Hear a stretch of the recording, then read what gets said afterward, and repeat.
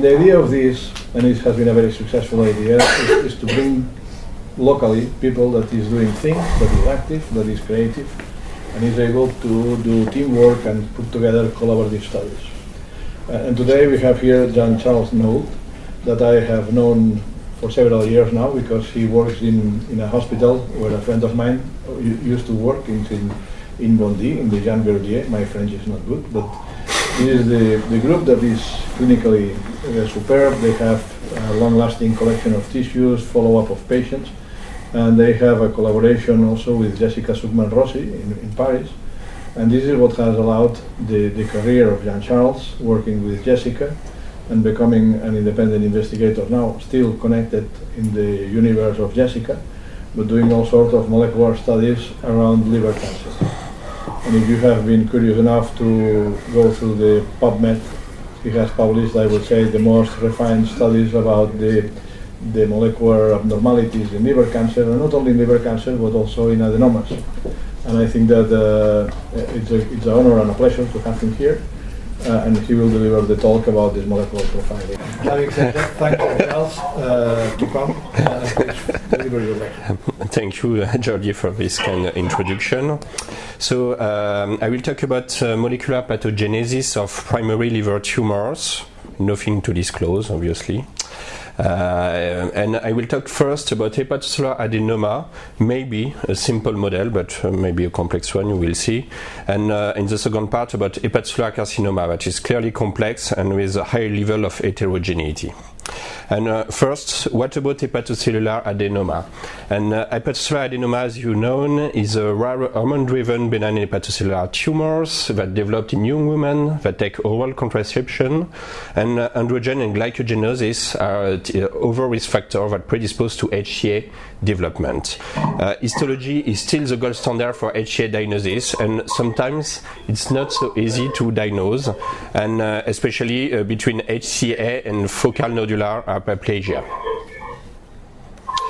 And what is the risk of complication when you deal with hepatocellular adenoma? First, there is a risk of symptomatic bleeding, 10 to 20% of in the surgical series, with risk factor related to size and localization in the liver.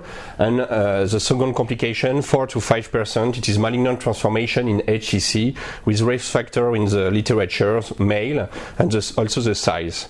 And there is a specific entities that is called liver adenomatosis, classically defined by more than 10 HCA in the liver, with frequent also, you can see here, microadenoma only visible at histology, and here you can see multiple adenoma with rupture of one of these adenoma. It was a series of Laurent Chiche in France.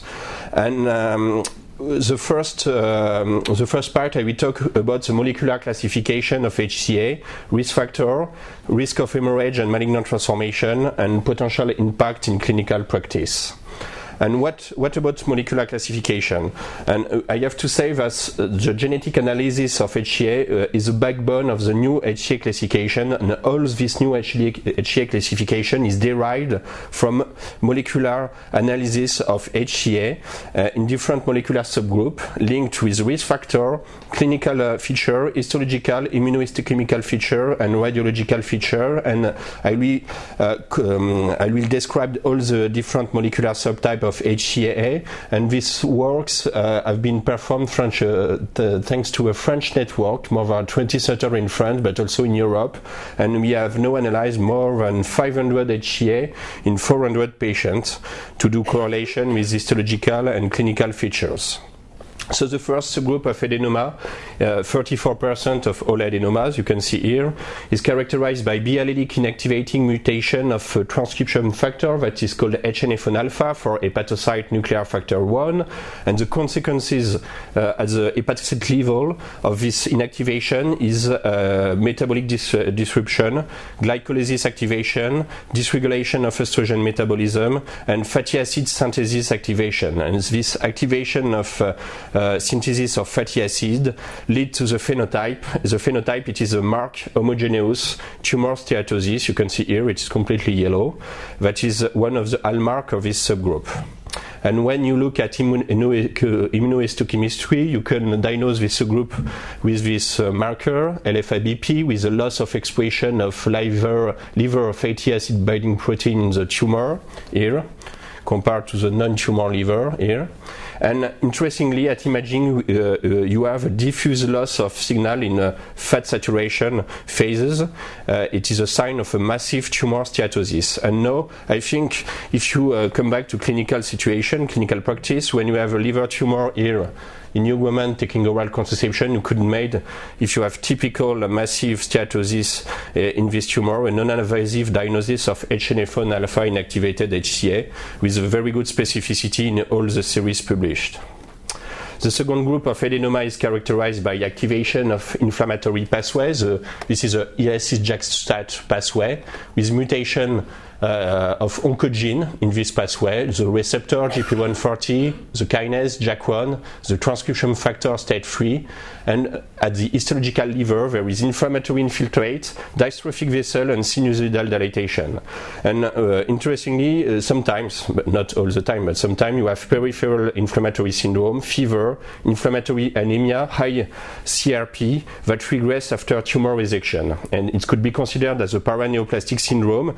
And when you have inflammatory syndrome, a liver tumor in young women taking oral contraception, you should search for inflammatory HCA, especially if you have a high CRP level in the blood.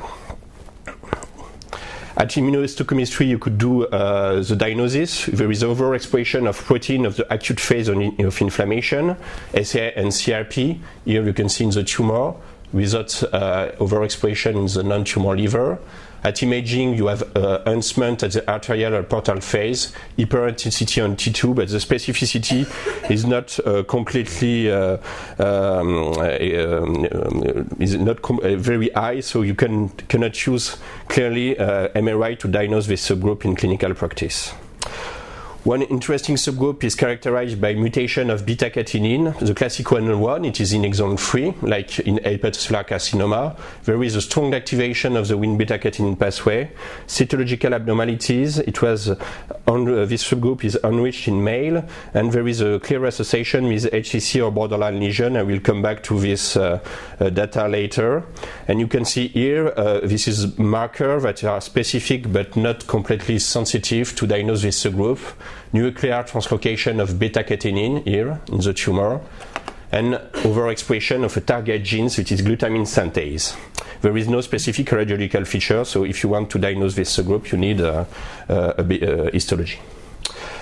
Interestingly, it is the summum and the more complex way to assess genotype-phenotype correlation. This is mutation of beta-catenin, but not classical one. It is non-canonical in exon 7 and 8.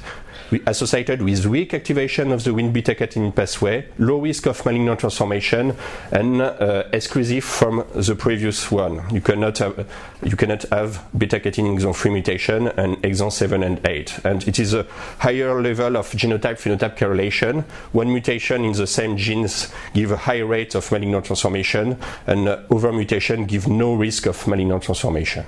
And it is completely exclusive. It is not very useful to diagnose this subgroup in clinical practice. There is no immunohistochemical marker, no radiological feature. It was not very frequent, but a very important point, there is mixed subgroup between inflammatory adenomas and beta-catenin mutated adenomas that shared feature of each subgroup. And here you can see that inflammatory adenoma could be mutated for beta-catenin exon 3 with a high risk of malignant transformation. And putting together, there is around 10% of adenoma that have a mutation in beta-catenin with a high risk of transformation. And finally, the last subgroup, it was recently described by our group. It was previously unclassified adenoma. It was characterized by activation of the sonic hedgehog pathway. Sonic hedgehog pathway, it is here. You have a ligand, hedgehog, with a patch receptor and a GLI1 digital transcription factor. We identified this subgroup with high expression of sonic hedgehog target genes. and we ask what is the genomic driver of the activation of this pathway in these adenomas, and we perform RNA sequencing, whole genome sequencing, and we identified a very specific and very rare genetic alteration. It is a fusion between two genes, the ENHBE GLI1 fusion. So when you come back to normal hepatocyte, you have highly expressed genes, ENHBE, and close to these genes another genes, GLI1, without expression in normal hepatocyte.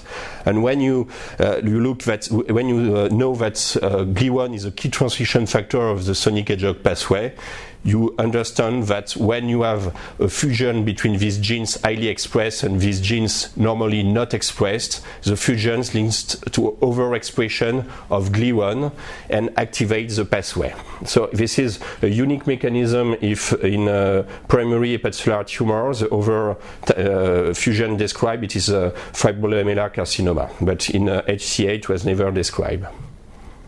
And finally, there is unclassified adenoma, no specific genetic, pathological, and clinical features. So you have a panel of immunohistochemical markers that could help to diagnose only 3 of the subgroup, HNF1-alpha, inflammatory adenoma, beta-catenin. This is sensitivity and specificity of immunohistochemical marker. You can see here the sensitivity of beta-catenin and glutamine synthase is not 100% for the diagnosis of this subgroup. It was 70 hospitals in France. And however, there is other group that have used and validated this pathomolecular HCA classification worldwide, from China, Japan, US. It's not a high rate of adenoma, but it was the same correlation was identified in other group in the world. You have also radiological feature, HNF1-alpha and inflammatory. And maybe it's a little bit tricky, but subtyping of HCA help for the diagnosis of adenoma when you are a pathologist. Example, first one. Biopsy of hepatocellular benign tumor, sometimes difficult diagnosis, especially in biopsy. You have a small sample, maybe it is an hepatocellular adenoma, maybe not. So you do immunohistochemical marker, you have a positive ASAA in the tumor and not in the non-tumor, so you have inflammatory phenotype and it's confirmed hepatocellular adenoma. Another example, same biopsy, difficult, maybe it's a FNH, maybe it's an adenoma.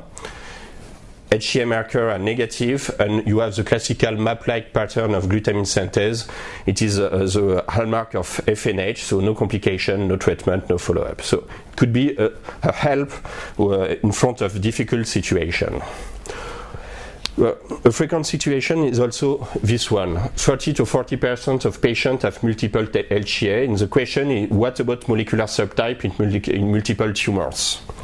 This is analysis of around 200 HCA, 73 patients. Each column, it's a patient. You can see here that all these patients have multiple tumor of the same molecular subtype, and here it is the same also, HNF1-alpha mutated, inflammatory.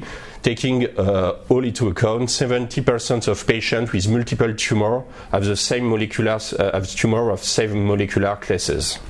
It's an interesting point because if you think that same molecular subgroup, same gene mutated but different type of mutation, it's multicentric independent tumorigenesis. Example, patient, 39 years old, it is an inflammatory adenomatosis. We analyze 5 tumors, all inflammatory. All the ELC60 genes mutated, but the mutations are completely different. It suggests that there is a multicentric independent tumorigenesis of the same molecular subgroup, and maybe risk factor could predispose to develop multiple HCA of a particular subgroup. So it is the next point. What about risk factor of adenomas development? This is old point of view, in the 70s, estrogen gives rise to hepatocellular adenoma. And a more complex point of view, you have various risk factors that predispose to the various molecular subtype of HCA. And I will give you some examples. First one, HNF1-alpha mutated adenoma. The mutation of HNF1-alpha are B allelic, Most of the time it is somatic mutation in the 2 allele, it is sporadic cases, but we identified also cases with germline mutation together with a second somatic mutation in familial cases with liver adenomatosis and MODY3 diabetes. And it is the first family described in France with a patient here with in black with liver adenomatosis, and in gray with MODY3 diabetes, and all these patients have a mutation germline of HNF1 alpha that predisposed to familial liver adenomatosis.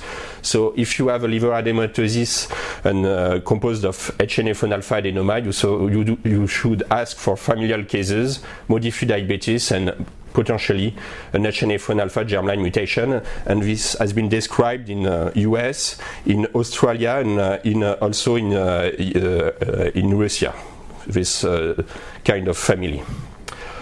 Old dogma say that HCA developed on normal liver. It was not completely true. First, Japanese describe inflammatory adenoma and cirrhosis. We describe the same cases of inflammatory adenoma on cirrhosis, and recently also a patient from US. It was very rare, but it was possible. It was benign nodule with activation of JAK-STAT pathway, and we have to say that there is also HCA developed on liver vascular disease, Budd-Chiari syndrome, portal vein agenesis, and fallout heterology. So chronic liver disease didn't exclude completely the diagnosis of HCA, even if it is very rare. So come back to estrogen, oral contraception, female predominance, risk factor of HCA development. It is the classical point of view. However, we come back to patient, and you can see that patient male could develop adenomas, second, also due to androgen therapy. And interestingly, male or patient who take androgens have a higher risk of developed beta-catenin mutated adenoma that are associated with a higher risk of malignant transformation. And it is important to say that this HCA developed in male are at risk of malignant transformation, and we have several cases of spectacular regression after stopping androgen, even cases with malignant transformation. Now we come back to women. The median number of years of use of contraception in our series of 400 patients, it is 13 years. You can see here that inflammatory adenomas and sonic hedgehog HCA are associated with a higher rate, higher number of years of use of oral contraception.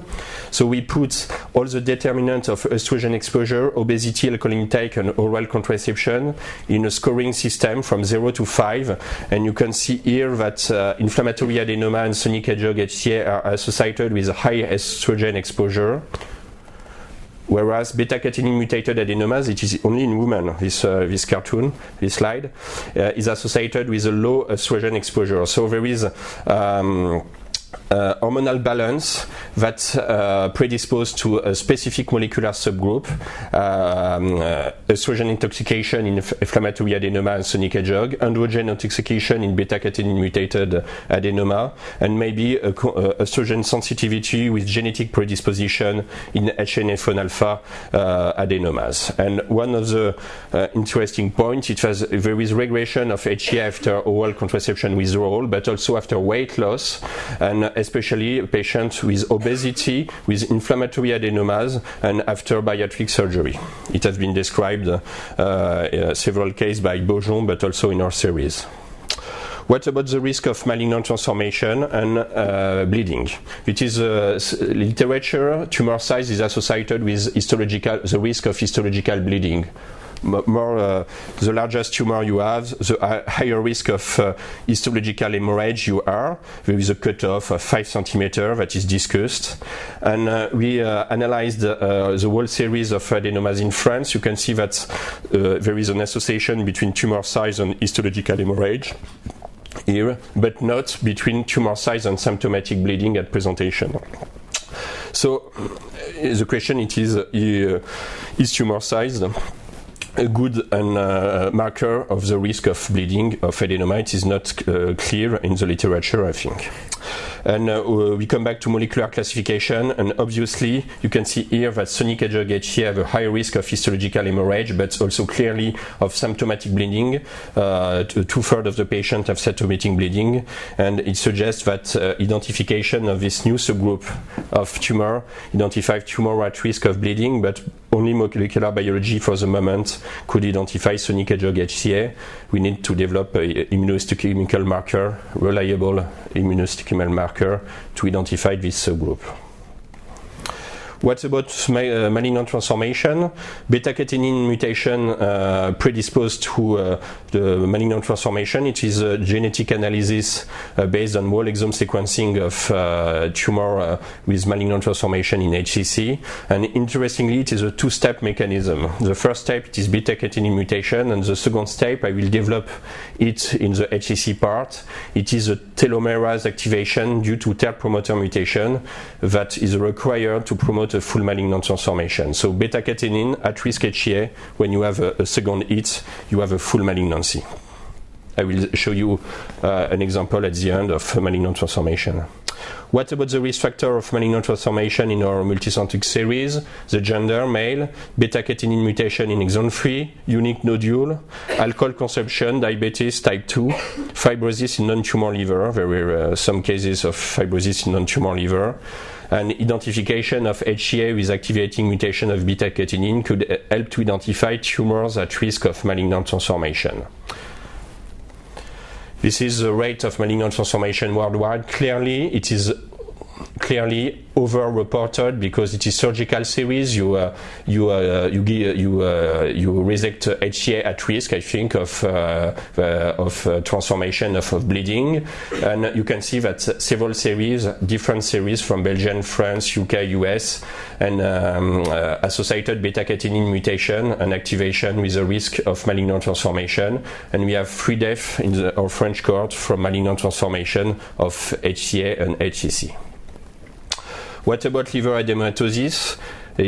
Specific entities, more than 10 HCA in the liver, 37 patients in our series, less women, more frequently glycogenosis, microadenoma at histology, HNF1-alpha germline mutation, and interesting point, there is no difference in terms of complication between patients with adenomatosis and other patients, and consequently no increased risk of complication in patients with liver adenomatosis, despite the high number of adenoma in the liver.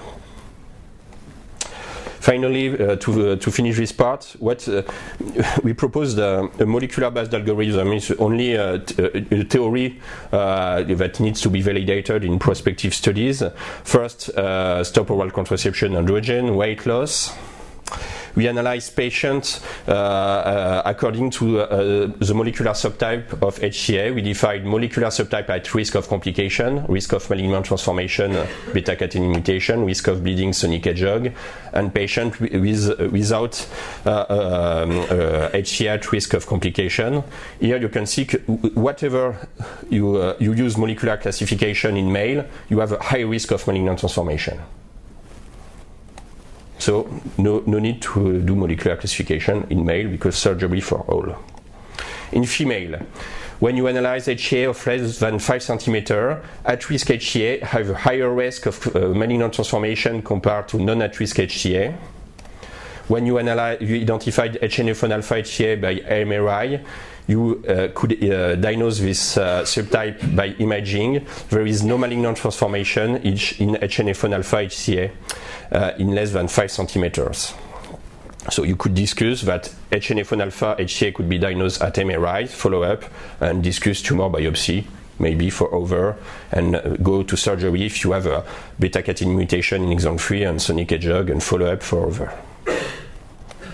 It's more complicated in large HCA because you deal also with the risk of bleeding due to the tumor size that is not completely clear in the literature.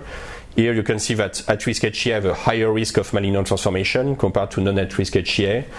Currently, you could discuss, most of the time it is surgery that is discussed, if no regression after oral contraception. but other option could be follow-up alone or tumor biopsy and discussion of treatment according to the molecular subtype. It was not completely obvious when you looked at the data of our series. So hepatocellular adenoma is not a simple disease, obviously. It's a complex nosology with new risk factor, new diagnostic marker, new prognostic features, and it is very interesting because the nosology of the disease have been completely redrawn according to the analysis of molecular classification. And there is a high rate of genotype-phenotype correlation in HCA. Next, it was the easy part. So the more complex one, it is HCC because it's more complex, heterogeneous. So I will talk about genomic of HCC, what about clinical practice, and challenge in personalized cancer medicine, the limitation. Genomic of HCC. HCC is like other tumor. There is accumulation of genetic alteration during carcinogenesis. HCA is very simple. You have 1 to 2 driver mutation. HCC is more complex because you have accumulation of genetic alteration due to several factors: constitutional predisposition to cancer, age, carcinogen, inflammation, and also treatment received by the patient. And here, this is the genetic landscape of HCC from whole genome sequencing. You have a lot of mutation, 40 to 60 somatic genetic alteration in coding sequence per tumor. Most of the mutation are passenger, stochastic mutation without function in the with an implication in carcinogenesis, and some of them, 2 to 5, are driver mutation. It is functional, targeting signaling pathway involved in carcinogenesis, sometimes, but not most of the times, with in vitro model that confirm the driver mutation. So here I put all the different pathway recurrently mutated in HCC. The first one, it is cell cycle genes with mutation of P53, retinoblastoma, CDKN2A. The second one is oxidative stress pathway with activating mutation of NF2L2. The third one is Wnt beta-catenin, as for adenomas, with mutation of beta-catenin or mutation of the partner of the inhibitory complex. This one, it is epigenetic modifier genes, RED1A, RED2, and finally some mutation in the AKT-mTOR and MAP kinase pathway. I will not describe all this pathway because the first lesson from this analysis is that the most frequently genetic alteration have been missed by whole exome sequencing. It's very expensive, and we missed the most frequent genetic alteration, and we identified them because we analyzed the role of telomere and telomerase in hepatocellular carcinoma. Telomere, it is a short DNA repeat sequence at the end of the chromosome. It avoids the loss of genetically encoded information during DNA replication, and telomere shorten with age, with exposition to carcinogens, and when you have telomere erosion, you have apoptosis and senescence. And obviously, it's not good for tumor cells to die due to telomere erosion. There is telomerase complex that is composed of the enzyme for TERT, telomerase reverse transcriptase, and the matrix, the telomerase RNA components. The goal of telomerase complex is to maintain telomere length, especially during embryogenesis. And there is a dual role of telomere and telomerase in HCC and cirrhosis. This is a work of Leonard Fredolf about the role of telomere and telomerase in cirrhosis formation. And due to proliferation of hepatocyte due to continuous chronic liver injury, you have decreased telomere length, you have no telomerase expression in cirrhosis, and mature hepatocytes on cirrhotic liver are completely senescent. If you want to do a tumor, you need to reactivate telomerase and to promote a full malignant transformation. And until recently, how the tumor reactivate telomerase was unknown, and we identified based from the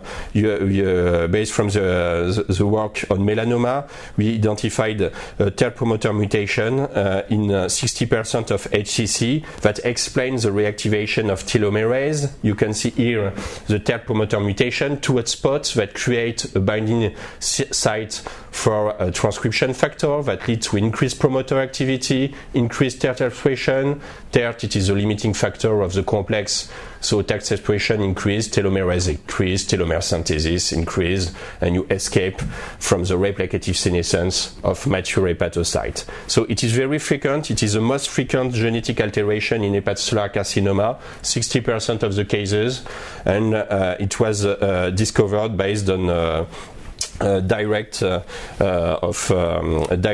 sequencing and not based on whole genome sequencing or whole exome sequencing.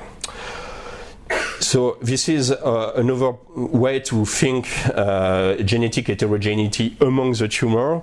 It was the transcriptomic classification. It was a proposal of transcriptomic classification in different subgroups based on mRNA expression, G1 to J6, linked with biological pathway, gene mutation, loss of gain on chromosome. You can see here that G5, G6, it is beta-catenin mutated HCA. And an interesting work from Julien Calderaro, which is a pathologist in the lab, correlates the genetic, the molecular classification with histological features. For example, G3 HCC are frequently what is called, what we have called a macrotrabecular massive HCC, which is a specific histological feature associated with poor prognosis. You can see a validation set from more than 200 patients treated by liver resection, percutaneous radiofrequency ablation, with a high rate of tumor recurrence. So it is recurrence-free survival. For recurrence-free survival in macrotrabecular massive HCC. So it's interesting because it correlates transcriptomic classification with specific histological feature linked with prognosis. Another example, it is this one. It is steatohepatic HCC with steatosis, inflammatory infiltrate, correlated with G4 subgroup of the molecular classification with activation of JAK-STAT pathway. G5, G6 beta-catenin mutated HCC are cholestatic with pseudogranular formation and positive glutamine synthase in the tumor. So you have correlation between pathological features, genetic alteration, and transcriptomic subgroup that give a higher level of complexity in the field. However, one of the limitations of the genetic analysis, it has been person or resected sample mostly in early HCC. What about on biopsy? What about in patient treated by transplantation, RFA, or advanced HCC? So we, based on the BCLC classification and the type of treatment received by the patient, we analyze the surgical sample 400, liver transplantation sample from liver transplantation more than 200, tumor biopsy for percutaneous ablation, and also tumor biopsy from BCLC-B and C patients, so intermediate and advanced stages. And this is, first, we analyze the early step of carcinogenesis. This is a multi-stage process of carcinogenesis on cirrhosis with pre-malignant nodules, low-grade dysplasic nodules, high-grade dysplasic nodules. You have small HCC, early HCC, small and progressed HCC, and HCC of more than 2 centimeters. Until recently, no recurrent genetic alteration were identified in pre-malignant lesion and cirrhosis. So we search for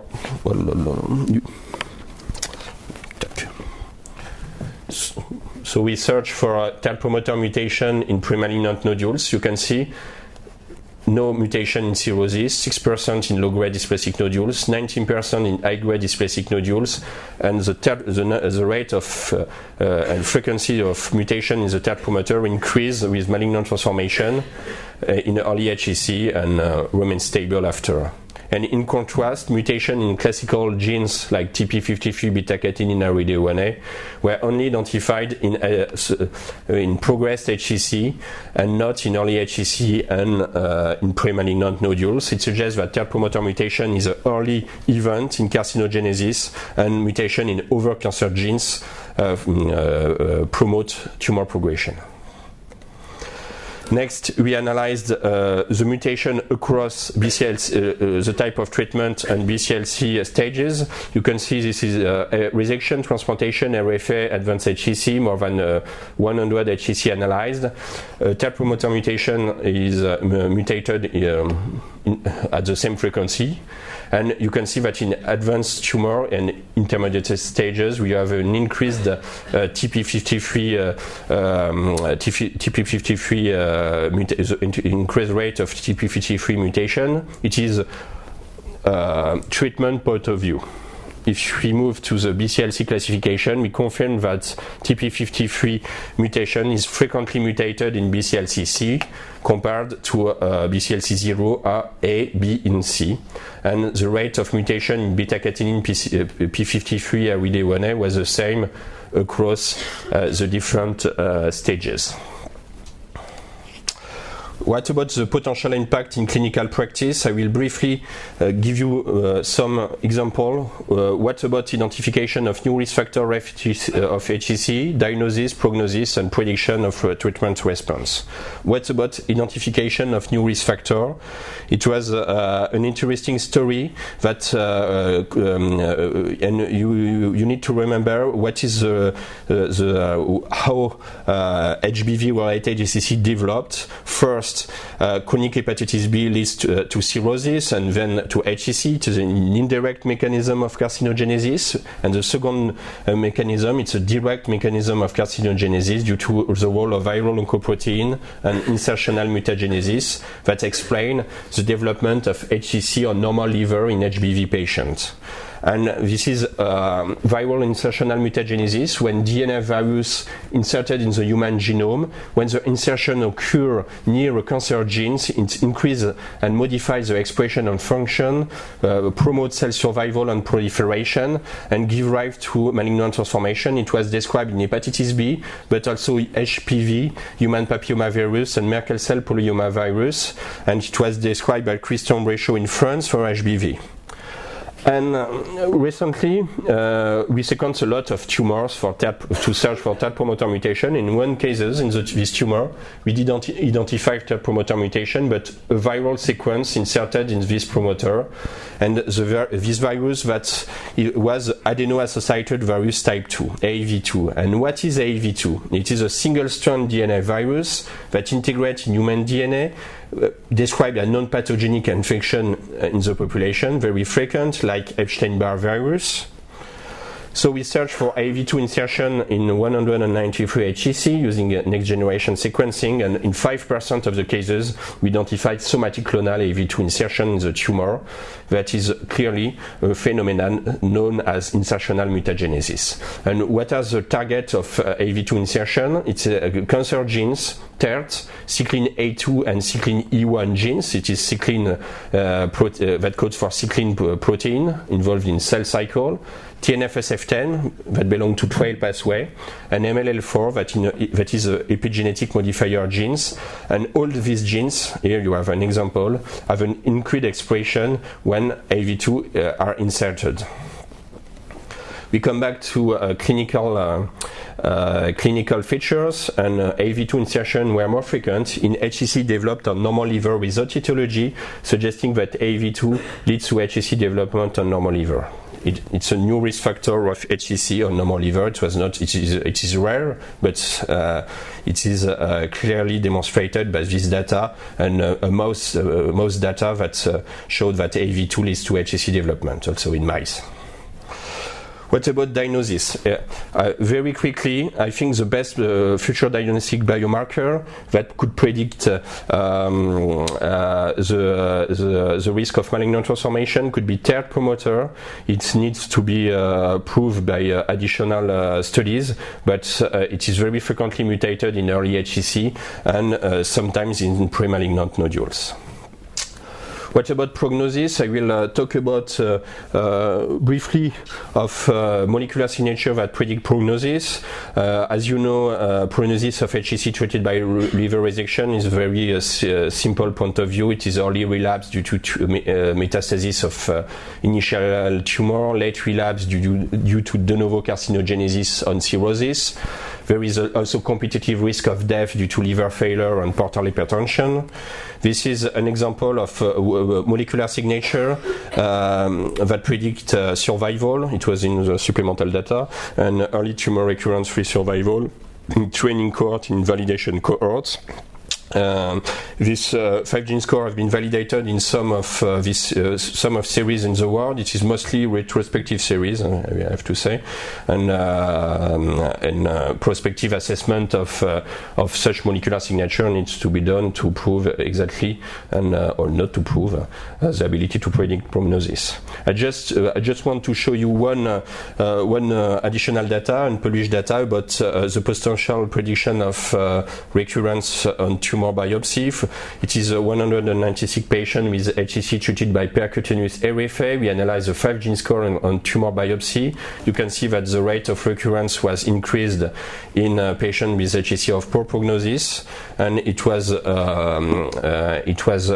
independently associated with prognosis in multivariate analysis with age and high Hallett level. The most difficult topic, it is prediction of treatment response, I think, and it is the last part of my talk. As you know, sorafenib is a standard of care in first line, regorafenib in second line. There is other lenvatinib and cabozantinib will come in the field of advanced HCC, and the question is how to translate, or it is possible or not to translate HCC genomic data into rational therapeutics. And I think it will be difficult. An easy slide, you can see, with all the driver genes mutated in hepatocellular carcinoma. And the bad news, it is this one. It is the most frequent genetic alteration of HCC are not currently druggable. TP53, beta-catenin, TER, TARID1A. So if we looked at the potential therapeutic target in HCC, it is low frequency mutation. I put some example in yellow to say that some mutation could be maybe targeted by biotherapy, but it's required validation in a clinical trial. And the other question is most of the study have analyzed surgical sample. What about tumor biopsy? It is possible to analyze tumor biopsy on BCLC-B and C patients. So we have done that. I will give you some example. Patient 1, it is a woman 54 years old, multifocal HCC, peritoneal carcinomatosis, chalpegale, fefetoprotein 21, tumor biopsy, HCC poorly differentiated, whole exome sequencing on tumor biopsy. 32 mutation, third promoter mutation, P53, ApoB, FGF19. Maybe you can see here this is the amplification of the FGF19 that are associated in our series with poor prognosis. Maybe, as you know, we can treat this patient with FGFR4 inhibitor that are currently in test in advanced HCC. Example 2, patient 2. This patient has beta-catenin mutation, ARID2, third promoter mutation, and NF2L2 mutation. NF2L2 mutation, it is an activating mutation that increases in NQO1 expression. It is a genes of antioxidant system, and you can see that the level of NQO1 expression was associated with drug sensitivity with HSP19 inhibitor. It was in a Nature Genetic paper. So maybe this patient could be treated by HSP19 inhibitor. It's only an ID, but sometimes it's very difficult. So frequently very difficult. I will solve patient 3, 53-year-old, Africa. You can see here there is portal vein thrombosis, HCC poorly differentiated at biopsy. We perform whole exome sequencing on tumor biopsy, 380 somatic mutation. With P10, RPSSK3, P53, MLL4, JAK1, and FA2L2. You can P10, it is an inhibitor of AKT pathway. You can use AKT inhibitor. And FA2L2, you can use HSP19 inhibitor, as I previously said. JAK1 inhibitor, ruxolitinib. However, when you look at JAK1 mutation in this patient, it is substitution outside the classical hotspot. The functionality is unknown, so you didn't know.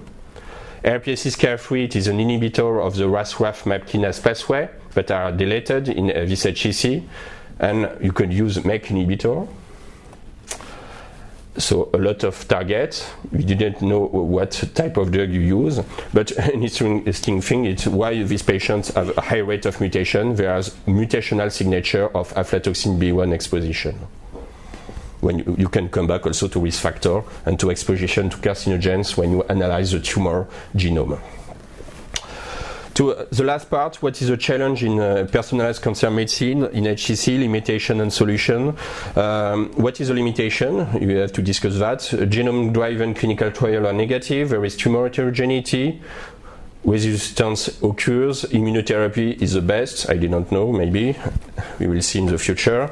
There is at this time, all the genome-driven clinical trials are negative, maybe because it was not well designed. This is a Shiva trial from France. We randomized matched molecular targeted agent versus treatment at physician choice according to molecular analysis and put all histological type in the same basket. And no difference in terms of progression-free survival. So, however, there is also example of biomarker-driven clinical trial, for example, ROS1, BRAF mutation in melanoma that are positive. So we need to come back, I think, to a histological definition of cancer, not to put all in the same basket. And when you say BRAF mutation predict sensitivity to BRAF inhibitor in melanoma, but not in colon cancer. So we need to come back to histological definition of cancer in my mind. So what about tumor heterogeneity? There is tumor heterogeneity. It is a dynamic process. There is trunk mutation common to all tumor cells and branch mutation that are subclonal mutation. Most of genes here linked with validated targeted therapy target trunk mutation in this molecular in the different histological subtype of cancer. And in HCC, I will show some data about intratumor heterogeneity, that is spatial and temporal heterogeneity, and intertumor heterogeneity. What about intratumor heterogeneity? You take multiple samples of the same tumor and you have different mutation in the different sample of the same tumor. But also different mutation, also common mutation. It is the definition of intratumor heterogeneity. And I will only show you an example about the life history of a tumor hepatocyte from adenomas to carcinoma to death of the patient from HCC. So this is a patient that have obvious transformation of adenoma to carcinoma. We analyze adenoma part, carcinoma parts, and the relapse a few years after. The only mutation common, it is a beta-catenin mutation among all the sample. It is a very specific beta-catenin mutation that are common between HCC and the relapse.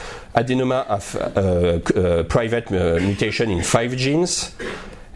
Hepatocellular carcinoma part have beta-catenin mutation plus stealth promoter mutation that are not present in the adenoma part, with additional mutation in 32 genes and chromosomal gain of chromosome 7. And when we analyze the relapse 2 years after, you have third promoter mutation and 31 different genes mutated compared to the other parts of the tumor. So when you put together the story, one mutation in beta-catenin lead to tumor heterogeneity, hepatocellular adenoma part, an hepatocellular carcinoma part with third promoter mutation, and the relapse with third promoter mutation, but with completely different set of genes mutated compared to the initial hepatocellular carcinoma. So it is clearly intratumor heterogeneity, spatial heterogeneity, and temporal heterogeneity. Additional level of heterogeneity in HCC, it is intertumor heterogeneity. For example, you have this patient transplanted for 4 different types of HCC. We analyzed surgical samples from liver transplantation, and I will give you only 2 examples. In this patient, 46 years old, liver transplantation for HCC. All the HCC have different mutation. And this is multifocal independent carcinogenesis. Third promoter, this one, PP53, this one, CBT-B1, this one, CDKN2A, this one. Completely different. And this is completely different profile. 3 tumors, woman, cirrhosis, alcohol intake, and in red, all the tumor has the same mutation in TERT, CDKN2A, CD2. It is intrahepatic metastasis. And some of the tumor have additional mutation in beta-catenin or MYC-BP2 because they accumulate new mutation after metastasis. So I would like to finish how to succeed in molecular-based therapy. It's very naive, good target, good drug. But I will. It's interesting to analyze why trial failed, and I will analyze the failure of tivantinib in advanced HCC with MET overexpression. Good target, MET overexpression at the protein level. Good drug, tivantinib, a MET inhibitor. This is the phase 2, unselected, no difference. MET high in tumor at the protein level, tivantinib increased survival. There is phase 3 randomized control trial, second line, tivantinib versus placebo in HCC with MET overexpression at immunohistochemistry, no difference in overall survival. And why? Maybe it's not a good target, MET overexpression at the protein level. It is frequent, 40 to 50% of overexpression of MET, maybe at the protein level in HCC. However, there is very rare alteration at the DNA level, no mutation, amplification, it is 2-3%. We didn't know if this alteration are clonal in HCC, and probably it is not the same impact on liver carcinogenesis, protein overexpression, and mutation in DNA. And maybe it's not a good drug. So this is the work of Sandra Rebuisseau in the lab, who compared tivantinib with a specific anti-MET inhibitor in HCC cell line. You can see here that it is a cell line with MET amplification. You can see the phosphorylation of MET is not impaired by tivantinib. It is decreased with anti-specific MET inhibitor. So tivantinib does not suppress MET pathway in HCC cell line, contrary to specific MET inhibitor. And we compared the sensitivity profile of tivantinib versus specific anti-MET inhibitor, no correlation. This is a correlation between tivantinib and a specific anti-MET inhibitor. In contrast, tivantinib activity correlates with anti-mitotic drug, paclitaxel and vinblastine, suggesting that tivantinib is more an anti-mitotic drug than a MET inhibitor. So, tivantinib should be definitely considered as an anti-mitotic drug and no longer as a MET inhibitor. Result obtained with tivantinib should not be translated to other specific MET inhibitor. So you have a bad target, bad drug, and you fail, obviously. So just to conclude, what about molecular classification of HCA? I think it's helped to understand the disease, maybe to develop novel marker and therapy in the future. Clinical trial, we need tumor biopsy and biobanking. Tumor heterogeneity is one of the limitations to precision medicine, but required further investigation. The main driver genes in HCC are not targetable currently, so we need new potent and safe drug, and we need well-designed prospective multicentric research program to assess the applicability in clinical practice in order to modify the treatment of patients in routine. And I would like to thank all the members of the lab from INSERM U1162 and all person who works with me in Jean Vallier Hospital, Bondy. And thank you for your attention.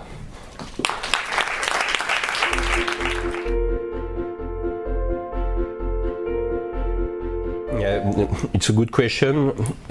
What I can say is that MET expression in HCC treated by liver resection, it is not high as in the tivantinib trial. It is very low compared to the advanced HCC. But we didn't know if sorafenib treatment modified the rate of MET overexpression.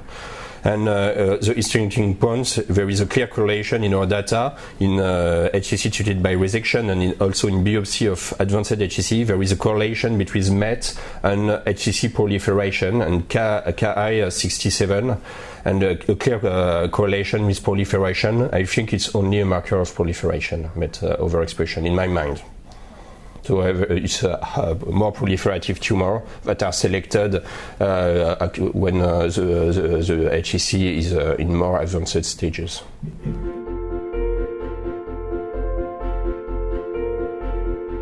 So, it's a good question. I think the only way I see for an application of HCC classification in clinical practice will be if a biomarker drive a specific therapy in advanced HCC. I think at this time it's too heterogeneous for a diagnostic biomarker. The correlation with clinical and histological features are not so clear-cut than in HCA. So the only immediate in the next year application of molecular classification is a selection of patients for targeted therapy. But it's need to be proved in a clinical trial with a specific drug driven with a specific biomarker. And at this time, overuse of molecular classification is not obvious. And maybe I didn't know for third promoter mutation, it is a very frequent mutation, and when you have this mutation, maybe you in front of HCC, of a tumor or a premalignant nodule at risk of malignant transformation. Maybe it could help in some cases. But it's deserves to be proven. But I think it is treatment the most that will be in the future.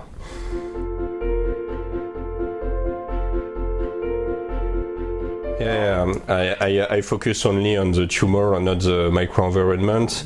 There are two ways to assess microenvironment. It is related to the severity of liver disease and the risk of new HCC. It is 1 point, and potentially a connection and communication between microenvironment and the tumor that maybe could modulate genetic alteration occurrence. When you see HCC on normal liver and HCC on cirrhosis, there is some difference in terms of genetic alteration, but not so much. What I want to say that HCC developed on cirrhosis are not completely different that HCC developed on normal liver. You have a beta-catenin mutation, P53, third promoter mutation. So you have some differences at the nucleotide level, but the main driver genes are the same. So it is an interesting point, but most of the data we have about the role of microenvironment in HCC, it is from mouse model. But in human, it's more difficult for the interaction between the tumor hepatocyte and the microenvironment.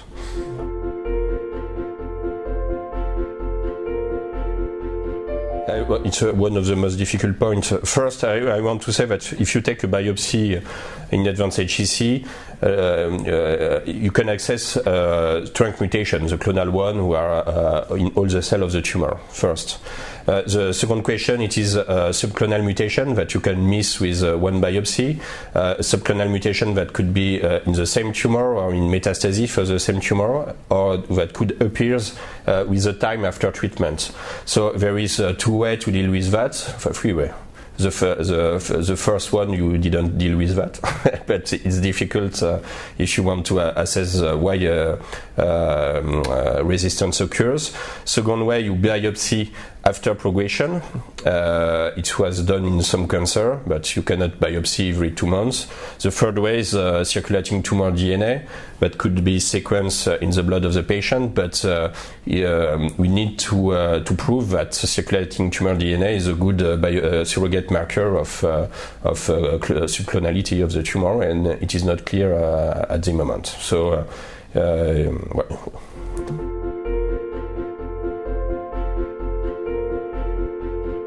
Now, I think it's completely different profile because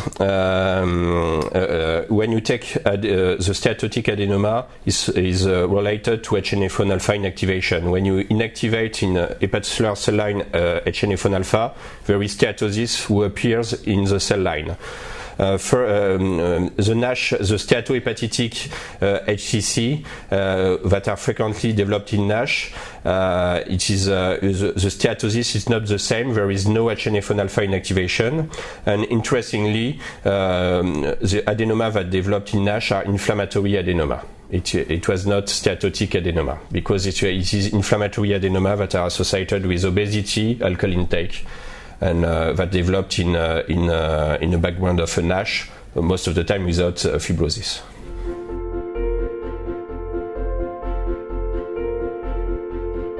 No, there is difference. I didn't put the slide because enough time, but the main difference is HBV. It is a major difference between HBV, HCC and other HCC. Because HBV, hepatocellular carcinoma, are more frequently mutated for P53, for retinoblastoma, and more frequently associated with reactivation of stem cell marker. It was clear in our series, even after adjustment for the size of the tumor, the stage, you have more frequent stem cell marker, a TP53 mutation, and retinoblastoma mutation in HBV-related HCC, and also you have insertional mutagenesis of HBV in TERT or in other cancer genes that bring a different pattern of mutation compared to other tumors.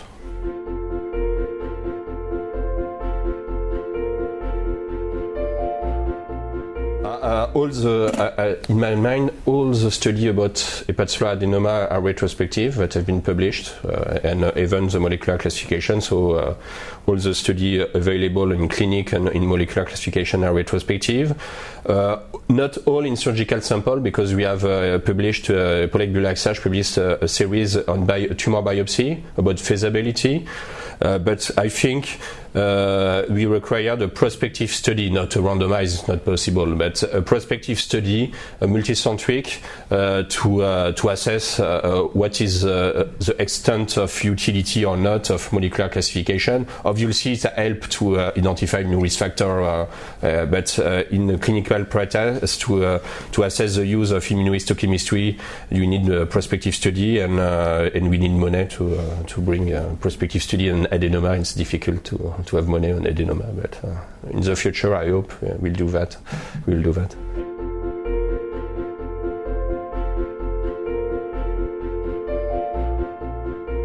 I think if we reactivate telomerase, we will give rise to HCC, and if we inhibit telomerase, we give rise to liver failure. Maybe I didn't know.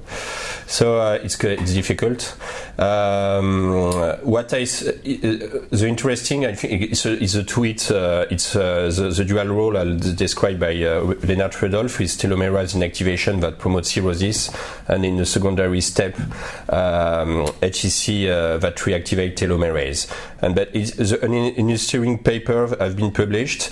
You know, there is rare syndrome with telomerase inactivation, with medullary aplasia and aplastic anemia and organ pulmonary fibrosis, and telomerase is inactivated germline. And interestingly, these patients have in their blood during their life apparition of mutation of the promoter that counteract the inactivation of the one of the allele by mutation that overactivates the other allele. So I think there is a competition during time between telomerase underexpression and inactivation and telomerase reexpression to help that the cell survive. So it was I think it is clearly a dual role, and that are not the same role in telomerase during the time and according to the stage of liver disease.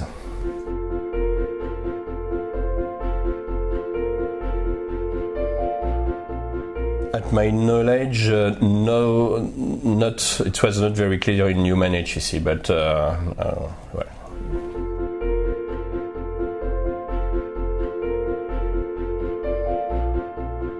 We have analyzed one or two cases. It was almost the same genetic alter, with some minor difference between the tumor before liver transplantation and after recurrence with.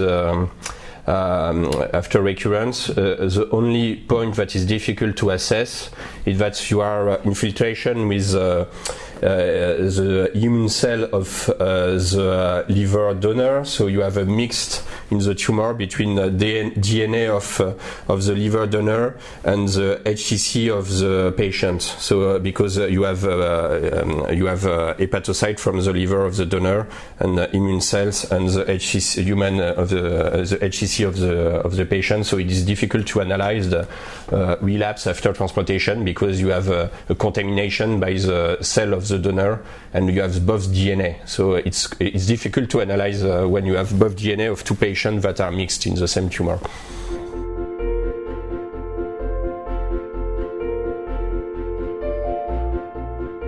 right.